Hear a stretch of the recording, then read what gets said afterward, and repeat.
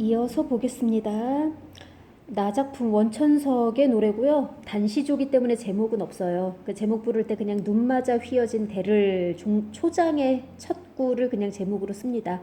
주제가 드러나는 부분은 종장 부분에 압축적으로 드러나게 되는 거죠. 집약돼서. 요 나 같은 노래에서는 주제가 집약되어 있는 시어는 세한고절이 되겠습니다. 끝에 있는 절 별거 아니죠. 대나무라는 소재가 사군자 중에 하나고 지조와 절개의 상징이거든요. 끝에 있는 절은 절개라는 뜻이에요.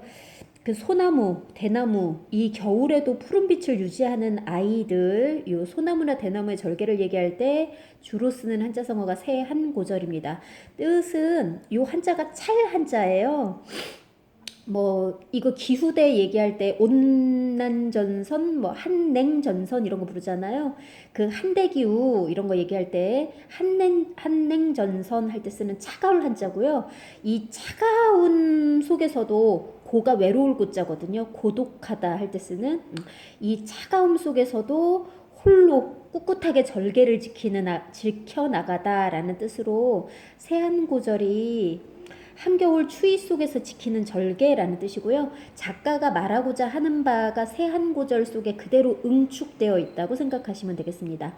중심 소재 대나무였었는데 대나무의 속성 세한고절이라고 생각하시면 돼서 대나무를 통해서 눈을 맞아서 살짝 휘어진 거지. 그 대나무를 누가 굽었대. 굽어져 있지 않아. 굽지 않았어. 라는 절개 놓치지 않았어. 굽지 않았어. 라는 대나무에 절개 있어 라는 걸 서리적으로 표현을 해준 거고 중장에서 조금 더 구체화시켜 준 거죠. 굽을 절이었다면 눈 속에 이렇게 풀을 쏘냐 팔에 쓸 리가 없지라는 걸 당연한 사실이 일부러 물은 거죠. 일부러 물어서 강조해주는 역시 표현법은 뭐뭐 하던고 의문형 종결어미 뭐뭐 하더냐 이런 거 의문형 종결어미인데 일부러 의문형을 써서 의미를 강조해준 서리법 되겠습니다. 아마도 이렇게 절개를 지키는 것, 여기서 너 뭐예요? 대나무죠. 일단 대나무라는 대상을 너라고 사람 부르듯이, 친구 부르듯이 불러준 거니까 표현법은 의인법 쓰인 거고요. 우리가 사물을 이렇게 의인화시켜서 생명이 있는 것처럼 나타내준다는 건 그 대상에 대해서 애정 가지고 있다는 거거든요. 화자는 일단 요 대나무라는 대상에 대해서 애정을 가지고 있는 예찬적인 태도 있다고 할 수 있겠습니다. 여기서 또 이제 기법상의 특징으로 봐두실 게 화자가 지금 조선이 만들어졌지. 조선은 세워졌으나 나는 고려의 사람으로서 절개를 바꾸지 않았다라는 본인의 절개를 말하고 싶었었던 건데 이런 지조가 있다, 절개가 있다, 올곧은 마음을 가지고 있다 이런 마음이라는 거 정서는 추상적인 거거든요. 그 추상적인 대상을 효과적으로 이렇게 딱 보여주기 위해서 중심 소재로 대나무라는 애를 선택을 해준 건데 감각적인 기법을 매우 잘 쓴 작품입니다. 왜냐하면 여기 지금 색채 대비 느껴지거든요. 눈이라는 애가 지금 대나무를 휘게 만드는 대나무에게 가해지는 시련, 탄압 이런 거 얘기하는 거니까 요 대나무는 조선이 개국이 됐어도 고려에 대한 지조와 절개를 가지고 있는 사람을 대나무로 나타내 준 거잖아요. 거기에 가해지는 시련, 탄압, 아마도 조선을 개국한 이성계 일파들이 가한 시련이겠죠. 요런 이성계 일파의 시련을 눈으로 표현해 줬는데 눈은 하얗게 내리는 거잖아요. 흰색의 이미지 있겠죠.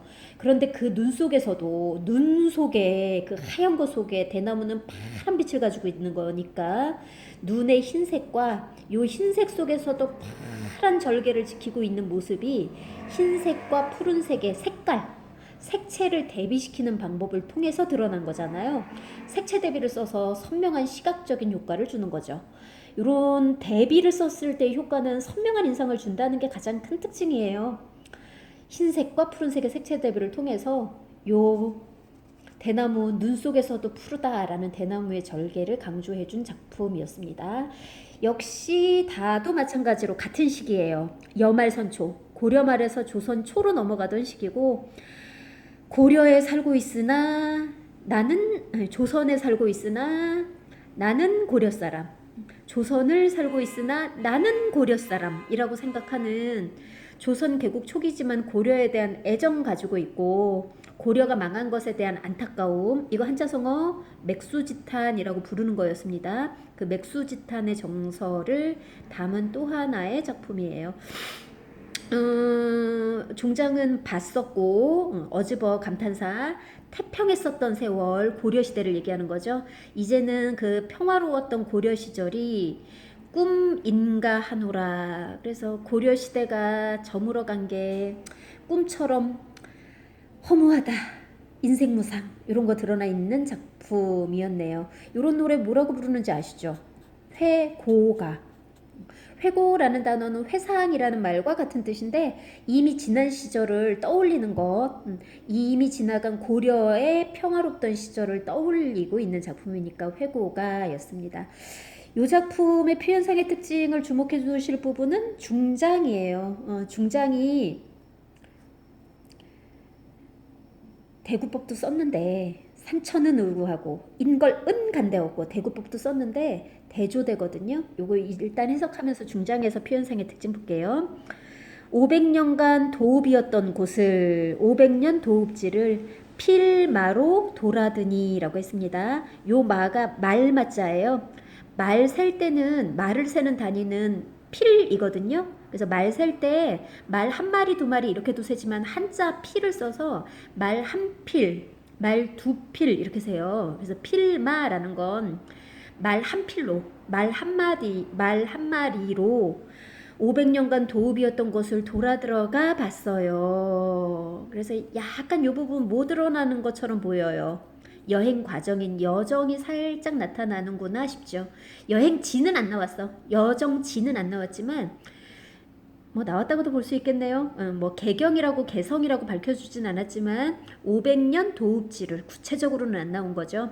500년 도읍지를 말 한 필로 쫙 돌아본 거예요. 그랬더니 산, 천 이런 거 다 자연으로 생각하시면 되거든요. 자연의 모습은 의구해요. 요게 구자인데 구시대 뭐 이런 거 할 때 쓰는 옛 구자이기도 하고 오렐 구자이기도 합니다. 그래서 의구하다라는 건 옛 모습 그대로다. 변함없다. 똑같이 있다. 불변하다, 영원하다 이런 뜻으로 생각하시면 됩니다. 그래서 500년간 고려의 도읍지였던 개성이겠죠. 개성 일대를 말 한 필로 확 돌아봤는데 삥 돌아봤는데 송악산 그대로 있어요. 송악산 아래로 흐르는 시냇물 그대로 흘러가고 있습니다. 자연은 하나도 달라진 게 없어요. 그런데 인걸은 고려를 떠받쳤었던 사람은 어디 뭐 평생 이렇게 의구하게 옛 모습 그대로 있을 수 있습니까? 늙고 늙으면 죽고 그리고 고려